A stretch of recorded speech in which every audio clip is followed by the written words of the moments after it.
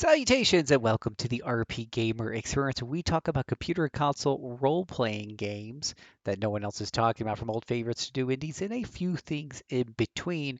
I'm your host, Phil Willis, aka JC, server the Utah Polygamers from RPGamer.com, and today we're going to experience the very best that Dragon Age 2 has to offer.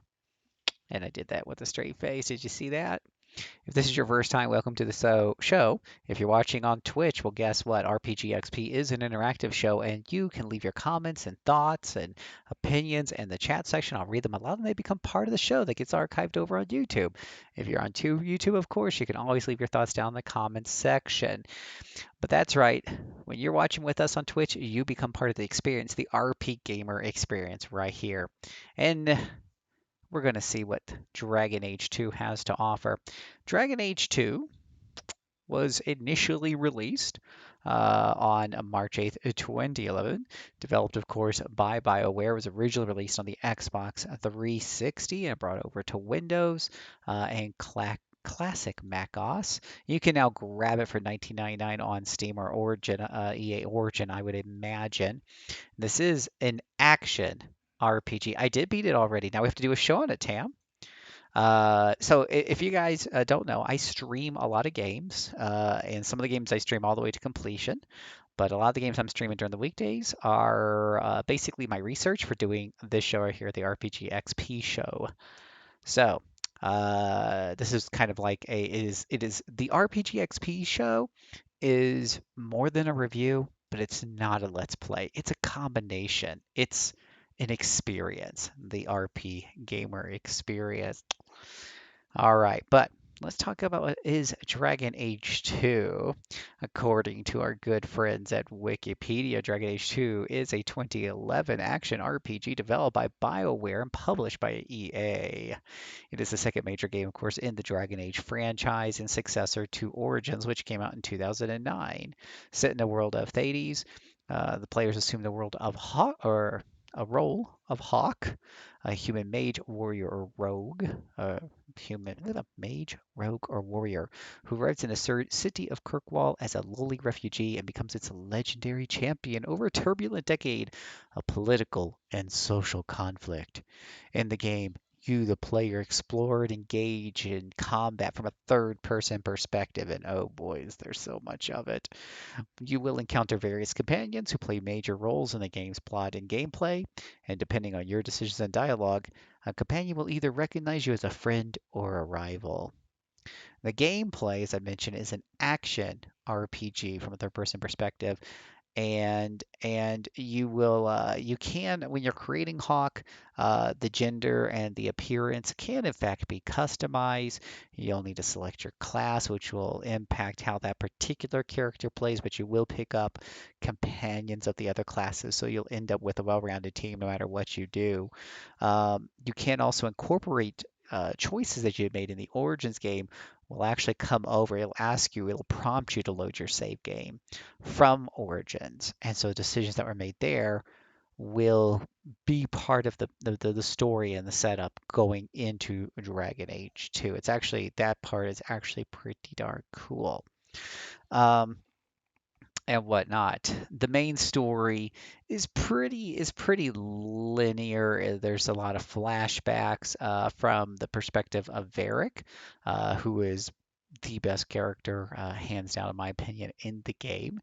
He is a dwarf rogue with a lot of humor and personality, and then you have the protagonist Hawk, who I think he does also a pretty good job.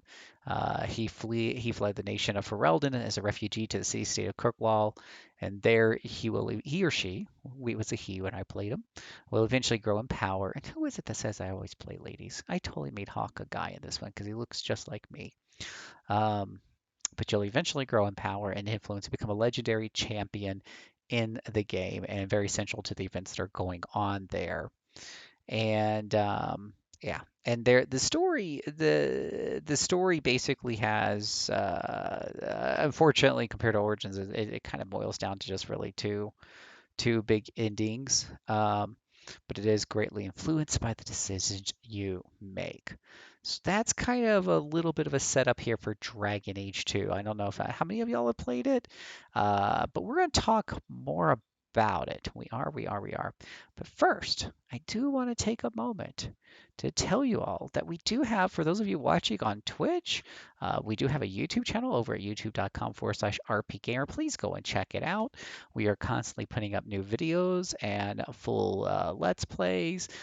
Recently did a playthrough of Bravely Default. That's been going up every day.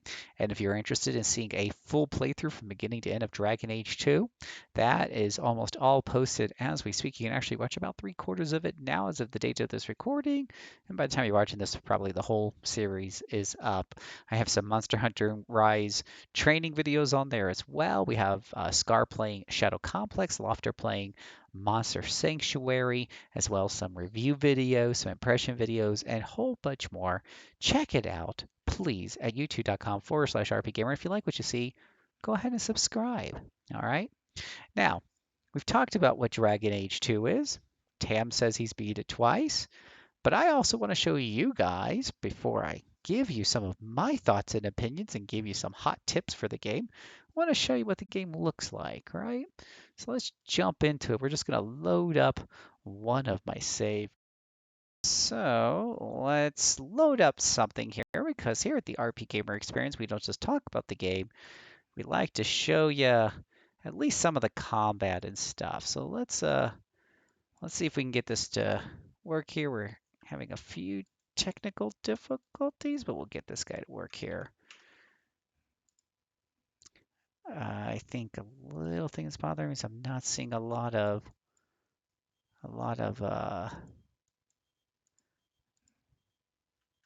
noise from the game coming into the capturing at all. So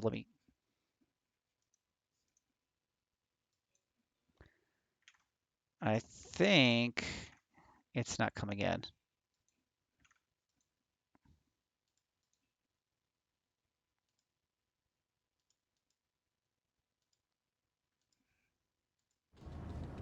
Point the way, Hawk. There we go. Alrighty. Only the most professional productions here at rpgamer.com. So here at the RP Gamer Experience, we just don't talk about the game. We like to show you about the game before I share my thoughts.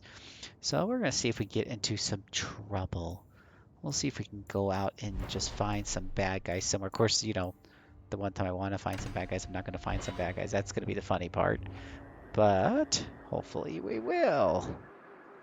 But yes, this is a band of characters you can run with here. There's actually 8 or 9 characters you recruit in the game, and you form a party of 4 with your main character Hawk pretty much always being in the party. And then I have chosen these guys. Varric is just the most hilarious guy on earth, so I always take him. And most of the other characters are okay. Meryl had a lot of potential, but unfortunately, she felt just a little flat to me at the end. Let's see if we can find something to fight.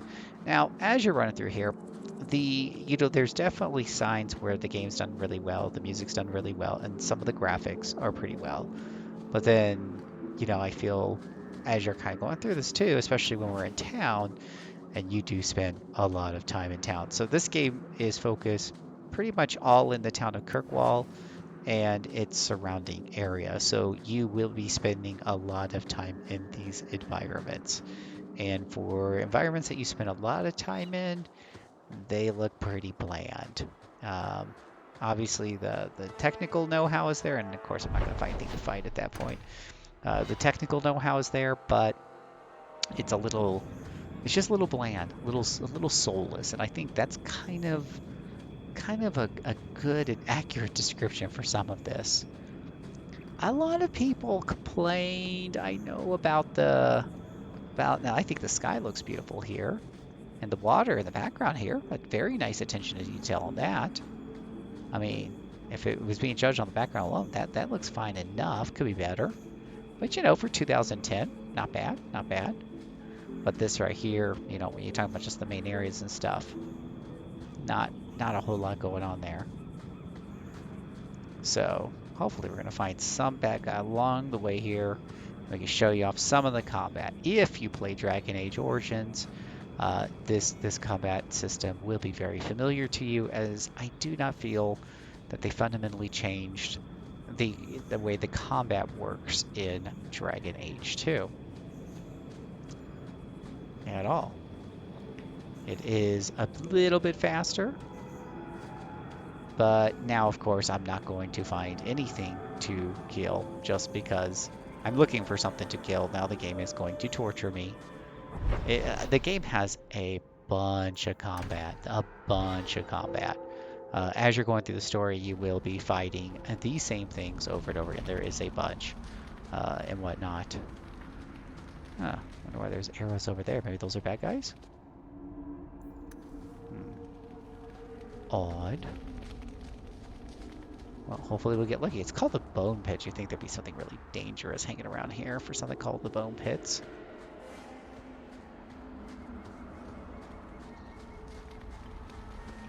So I did play entirely through the game, and it took roughly 25, 30 hours. And this was actually the scene of one big fight with a lot of dragons and drakes, and they're already dead, so nothing big going on here. These arrows are just pointing to quest things that I already did. Lovely. I am not having a great day today, because I really want to show you guys some of the combat, and I'm not doing a great job of it.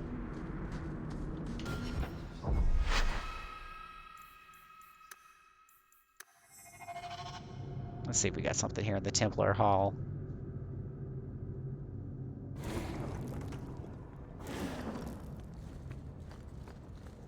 I do believe we'll find something here to kill.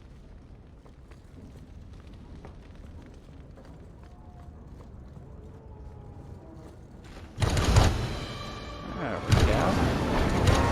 Wow. Got traps. Wow. There we go. So this is a typical fight here, and you can pause at any point in time. You can take stock of your situation. I've been cut off from 2 members of my team with this door here. And I gotta fight this rage demon. And you got your skills, and you can hop between any of your party members at any time to activate any of their skills, and do what you know. Go ahead and set things up. The different spells also have different effects, or your different skills. It doesn't just spells, but your rogues and your warriors have skills which are just physical-based spells. Let's be honest. The Winter's Grasp, for example, here. Will freeze enemies and has a 40% chance of turning frozen enemies brittle, which is, you know, rather nasty debuff. Good stuff. It's a quick little fight right there with the Rage Demon. You do see a lot of demons in this game. It's totally a thing. Oh, here we go. Nice juicy fight right here. You can set the game up to automatically pause when a fight begins. It's kind of like you're looking at little set pieces and just deciding what you want to do. Got a whole bunch of bad guys in an area? Maybe it's time to cast a fireball. Like that. See, they enjoy that. And then follow it with a bigger fireball. Or a firestorm. We'll say the animation here and the you know, when the magic's going off is done really, really well. And you know, by the time you get towards the end of the game, at the beginning of the game, you're gonna struggle a bit. By the time you get to the end game, you're dealing with, you know, room full of bad guys like that, and you just wipe them all out. It's a lot of fun in that regard. Unfortunately, not all the battles are quite that easy, especially on higher difficulty levels. It feels like they just turn the enemies into damage sponges, and they have no problem having waves after waves of enemies come after you. And these spells are on cooldown. On top of having a mana bar, you do have to worry about some cooldown here. So that's a thing. Okay, so we'll cast another fireball here, but you can pause, take your time. You can, you know, you can sit here and I'm going to tell my main guy to cast a fireball, then come over here to Varric, and I can have him do a rain of arrows on the same area. So I can get 2 area effects going at the exact same time, while I have my tank lady here making sure she's pulling aggro.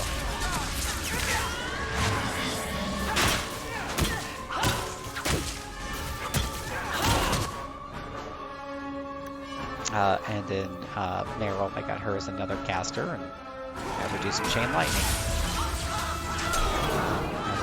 Run up here and cast a lightning spell on everybody.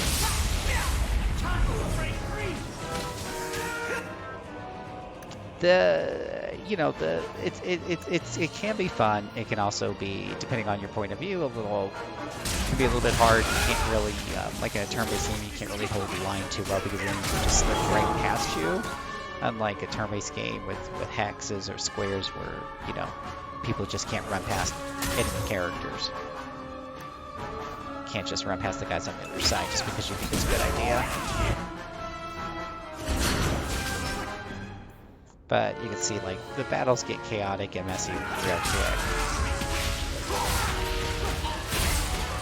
Just lots of bad guys coming at you in waves.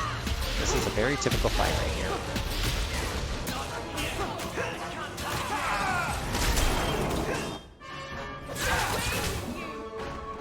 And that's how we take care of business. On top of the fighting, there is, of course, a lot of RP decision making that the Dragon Age series is known for. You will get into these situations where you have to make decisions, and there's some really good ones. Testing your friendships and your loyalties, and some of them where the friends in my group, so to speak, really uh,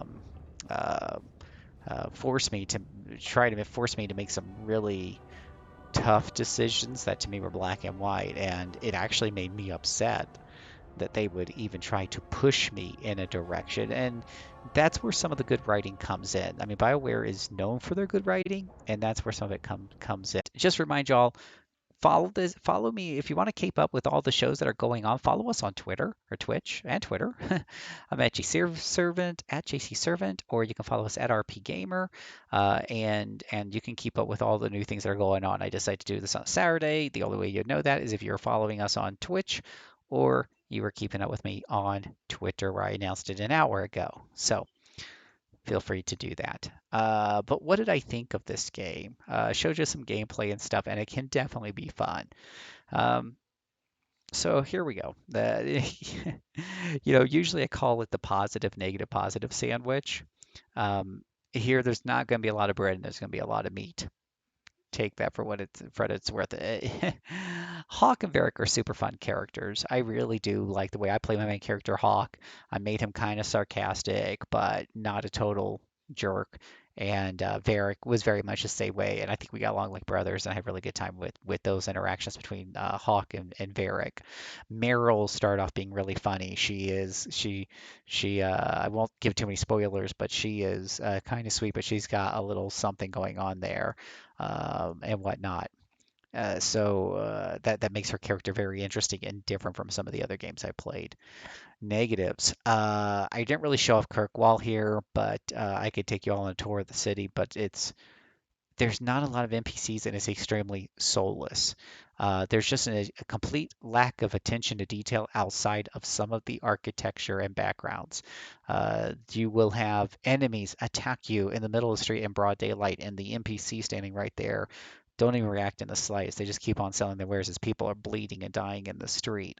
Now, I know it's a lot to program in them going screaming and running off, but most games either do that, even if it's just like a fake running off and they disappear and they come back later, or you just don't have fights in the middle of the street in the daylight, so it doesn't break, your suspension of disbelief and all that other jazz. That's that kind of sloppiness, that kind of stuff you might expect to see from an indie game. You don't expect to see, with a very small team, you don't expect to see that kind of stuff from BioWare, and it's all over the place. It's all over the place. There was a number of plots that were dropped, character developments that were never fleshed out, that had good starts and didn't really finish. And then the overall main plot. All I'm going to tell you is mages are evil, mages are bad. I'm going to leave it at that. It's just a lot for me. A lot of the actions I saw going on didn't match the character motivations. Life is real cheap in this game. People die and people kill each other, and they don't give another thought to it, regardless of what side of the fight they're on. And it doesn't quite line up with their own motivations and the way they present themselves and their characters. You have characters who are presenting themselves as trying to be more honorable in intent, and then toss away life so casually, even the life of their comrades so casually in a moment of desperation. And in desperate times, people do desperate things.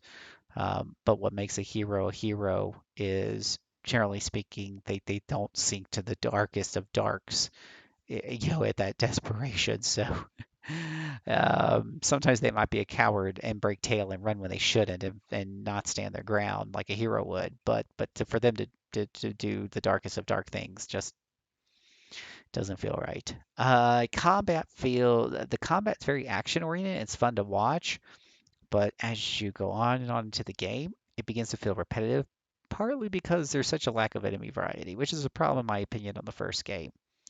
But that being said, as I mentioned before, the action is very, very flashy, and you still got some of that Dragon Age Origin strategy planning by pausing and playing and moving people around and planning everything out that people like about the series. That's still there in Dragon Age 2. My final thoughts is like, what's interesting about this is, you know, I saw the complaints on Dragon Age 2. Most people liked it. In fact, our own reviewer gave it a 4 out of 5. But it's also known as kind of like the black sheep of the family. And the reason why people cast it black sheep of the family, it's in one town, repetitive environments, linearity, that sort of thing.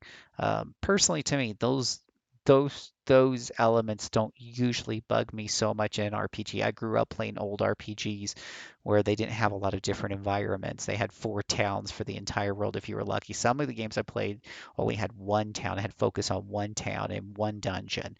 And that was your entire game experience. I would have fun with that. To me, that's okay. Linear RPGs don't bother me a whole lot. Um, but what bothers me in this particular game was that while I kept my expectations in check, I feel like in certain areas, the beginning of the game raised my expectations with the excellent character setups, the plot setup, and of course, what happened with Dragon Age Origins a little bit. So my expectations went a little bit higher, and then they ended up actually coming down, at the end of the day as the final act was rolling in. So many balls were dropped. So many balls were dropped. So for me, it was a very rough experience that I would find pretty hard to recommend. If you play Origins and you're a huge fan of the world, and you're going to play Dragon Age Inquisition, I do think go ahead, put in the 25, 30 hours here, despite its shortcomings, so that you can get Hawk's story in between here, because some of the characters in Dragon Age 2 come into Inquisition. Some of that story does carry over, and it will give you some valuable backdrop, and it's not a bad game. It's not a bad game. It's disappointing compared to maybe what I thought it was going to be based on my first 8 hours with it. I mean, after my first 5 hours, 8 hours, if you guys are watching the stream, I was pretty pumped up about it.